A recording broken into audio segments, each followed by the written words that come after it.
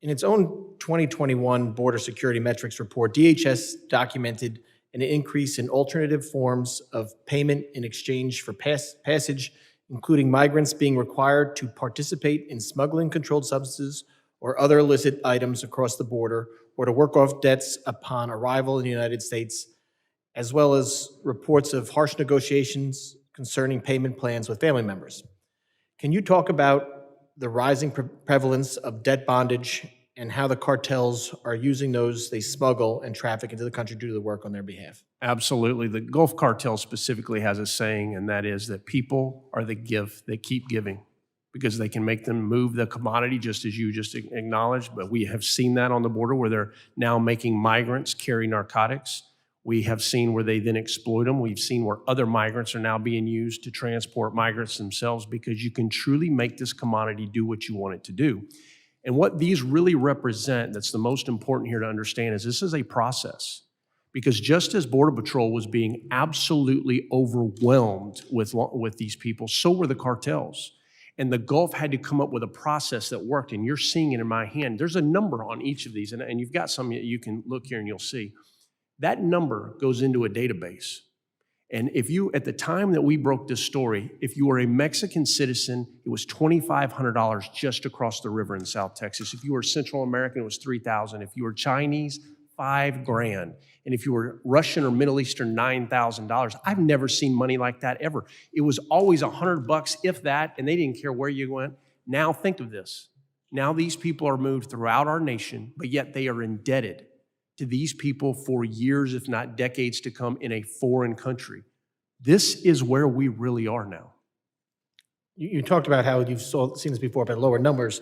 With these higher numbers and the amount of people, is this relatively a new phenomenon under Secretary Mayorkas? It is. Now, the smuggling of people has always been there, but the adjustment from smuggling into the trafficking through debt bondage, because due to the sheer numbers, they thought to themselves, my God, we can make so much money and we can do it for the long run. This is the game changer. When you think of human trafficking, most people think of commercial sex. That's one piece of it. Don't forget you have forced labor, and this is your final form, debt bondage, and now it's nationwide.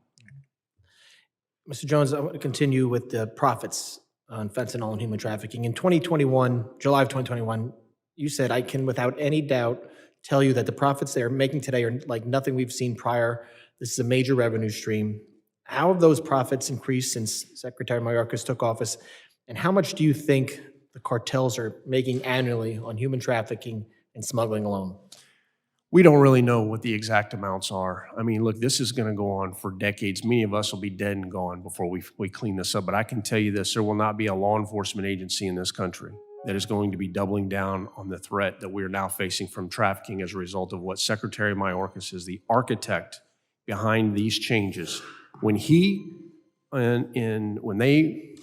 took power and he created the 3 exemptions under Title 42, allowing UACs, unaccompanied alien children, into the country, when he allowed pregnant mothers to come into the country, and when he allowed family units. This was the game-changing moment, and it's validated by the data if you just look at CBP when these people began pouring across the country.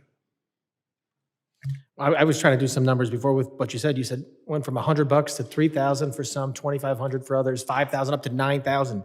That was just at the river, sir. Just at the river. Never mind what country of origin where you came from. Right now, if you're Chinese, to cross from China to Ecuador and then make your way up, they're charging $35,000 a head. They're moving 35 at a time in Fronton.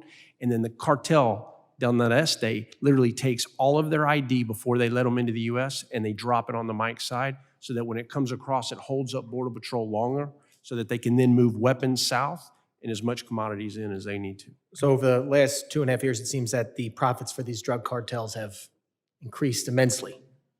Agreed. How are these profits giving these cartels more power, making them more dangerous? Well, look at the military-grade weaponry they're now using. Look at the level and span of control in Mexico. You know, Mexico, the people of Mexico have taken the blunt of this. You know, they've lost over 340,000 citizens since 2007. In the last national election, CNN did a fantastic work. There was 132 politicians and staffers killed. Anybody can Google it.